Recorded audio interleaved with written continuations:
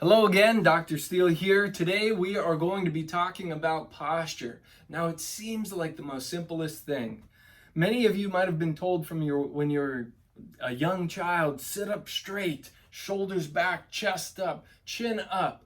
Well, I'm going to go through a few things, some mistakes that are common that people make. And I want to show you some tips, some things that you can do to assess your own posture and make sure that your body's working the best. So first, let's talk about why posture is important.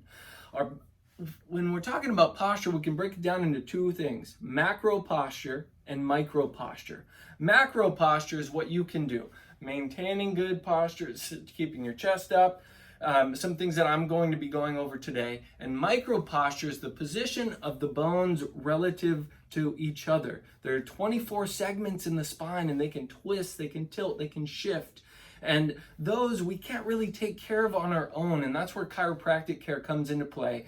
But the reason I want to talk to you about posture is because I want you to get the best out of your chiropractic care and maintain the health of your body for the long run. So if we develop these habits now, then we're much better off in the future. Our posture is one thing that kind of dictates how our body heals. It dictates how we feel. And I'm going to show you some things here and show you why that is. And you're going to know this. You already know some of these things on a subconscious level, but we want to bring that to the forefront of your brain. And it dictates kind of how the mechanics are. If you imagine your car, if the tires are out of alignment or one tire's out of alignment on the car, then it's going to wear down the tire faster. It's going to put more stress on the drivetrain, maybe more stress on the engine of the car. Okay? Now we can replace the tire, but if we don't fix the alignment, the posture of the car, so to speak, then it's just going to kind of continue to have that problem. So let me show you a few things.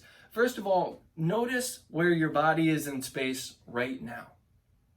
Are you slouched forward? Is your head down? Maybe you're watching this on your phone and your head is down looking at the phone. Or maybe you're slouched forward in your bed or your couch or wherever it is. Now, it's okay to have bad posture, so to speak, for a couple minutes at a time maybe. But what happens is the more that we do this, the more our body gets fixated and stuck in poor positions. When our body becomes stuck and fixated, that's what leads to degenerative changes over time. That's what leads to things like osteoarthritis and more inflammatory processes in our body. It can elevate our sympathetic nervous system. That's our fight or flight nervous system. That's our stress nervous system, right? When we're stressed out, what's our posture? Right? When we think of a boxer or a fighting posture, when we're stressed out, we fight, flight, or flee, right?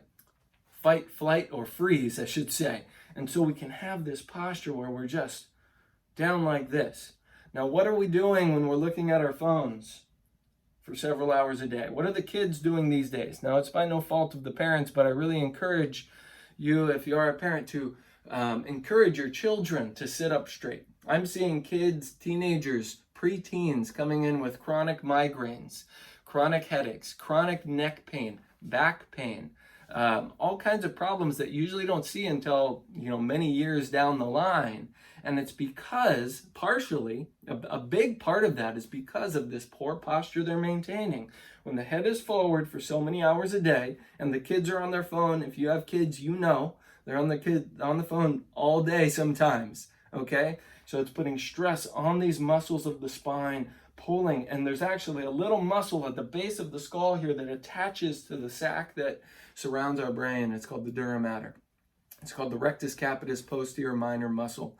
So there's all these little things. We got about 225 muscles in our spine alone, and they all serve as little engines contracting and pulling just so we can be upright. And our brain is coordinating all of that function, hopefully at the best that it can. And that's partially my job, is to make sure that it's correcting it the best that it can. So here's an exercise I want you to do before we get started. The first part is I want you to just slouch down as much as you can. Turn your thumbs so they're facing your body, and your thumbs are facing your body. They're not facing forward, so your shoulders are rolled in. Flex your head forward, kind of roll your shoulders forward, slouch your low back. And I want you to just see what that feels like in your body. Without looking at your phone, without doing anything. Just have that posture and see what it feels like. And then I want you to try and smile from that position. And try to frown from that position. What's easier to do? It's a little bit harder to smile in that position. So that in turn is affecting our psychology and is affecting our physiology. Now I want you to sit up straight, lift your chest up, take a deep breath in, maybe a couple deep breaths. Oh, that feels good. And then try to smile from this position. And notice how your body feels. And then try to frown from this position and try to feel bad. Just really try to feel bad. It's a little more challenging. Now, of course, if we have a lot of stressful things on in our lives, it's going to affect our psychology as well.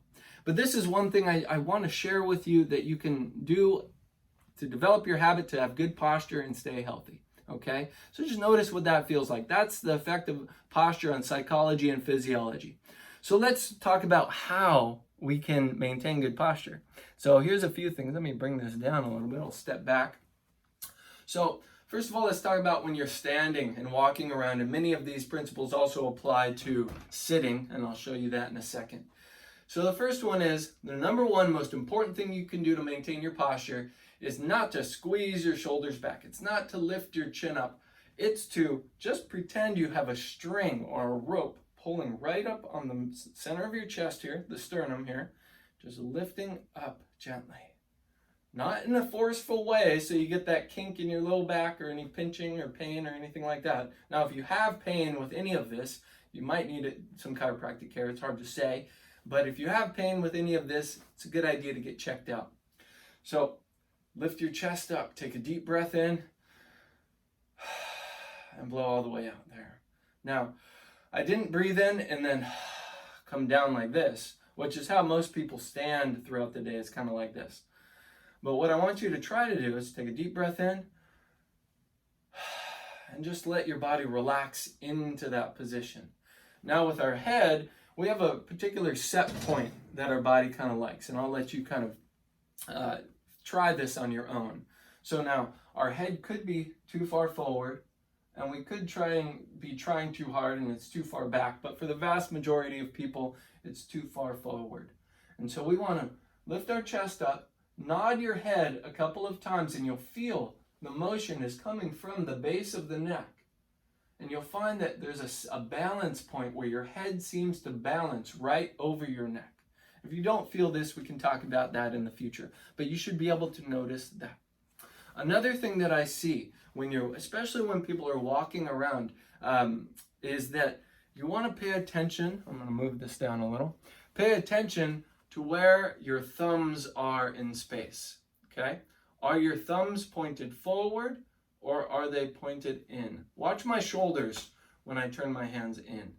My shoulders have to come forward. I have to slouch a little bit. Now, some people can't sit up straight, and that's because their mid-back is so stuck and fixated, and maybe something in their neck is stuck and fixated that they just can't move in that direction. It's kind of like a rusty bolt. And so sometimes they need adjustments to help correct those problems, especially if it's affecting the neurological system there. So what I want you to try to do is just notice that. Are your thumbs forward or are they in?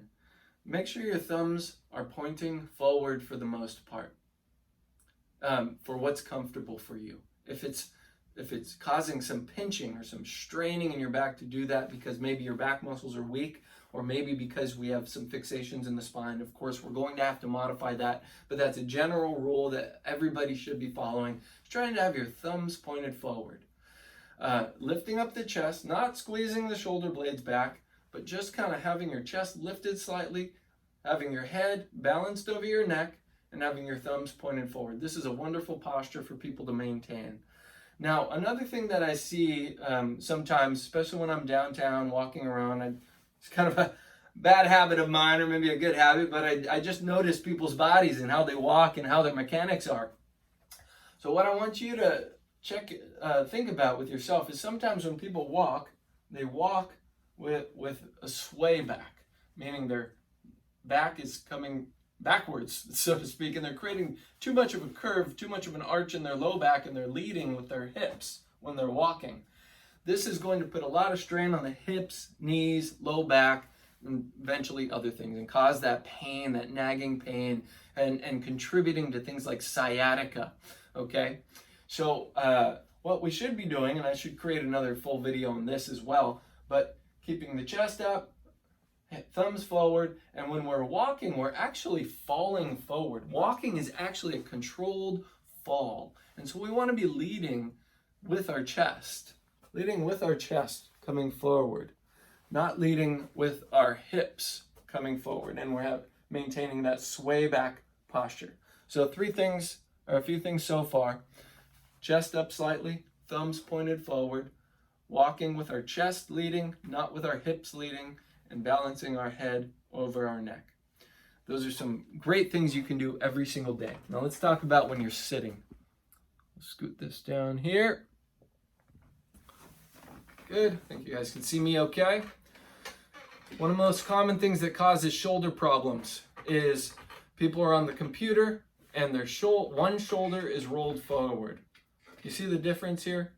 One shoulder is rolled forward. Maybe they're using the mouse or they're using the keyboard. Even if they're maintaining a good posture with their chest up, sometimes that shoulder can have a tendency to roll forward. This creates a poor mechanical situation for the shoulder and can cause grinding in different areas. And of course, I have a video about that you guys can take a look at as well, one of my past videos. But when you're seated with the chest up, and a good way to kind of set your shoulders in place is bring your arms out like this, take a deep breath in, and blow out, keep your chest up, and then just drop your arms down. This should help you maintain a good posture. Another thing is here, just like with the head, where I had you kind of nod back and forth until you kind of find that balance point where your head is balanced over your spine, kind of like balancing a ball on a stick, so to speak. We can do the same thing with our low back. We can slouch a lot, and we can extend our low back a little too much. I want you to find a spot right in the middle, kind of move your body around where that feels like nice and balanced, where the curve is not too much, where it's not too little, but you're sitting on your sit bones and your posture is nice and balanced. Now, ergonomically, there's a lot of other things that we can talk about. Having a footstool at your desk, not sitting with the chair too low, so you have this space under your thigh, between your chair and your thigh. You want to have that closed. And making it kind of a 90 degree rule where everything's about 90 degrees, maybe a little bit less in some situations, but we can talk about that in the future. Also, check out my past videos on ergonomics and shoulder problems and neck problems. So there's a few tips for you. Start developing that habit today. Make it a lifestyle choice, a lifestyle decision, and it is going to affect you in a positive way in the future. And I look forward to talking with you soon. I wish you the best in health, the best in vitality. I hope this helps a lot. If you have any questions, if I missed anything, please feel free to reach out in the comments or email me, whatever's best for you. And I will talk to you in the future. Have a wonderful day. Bye-bye.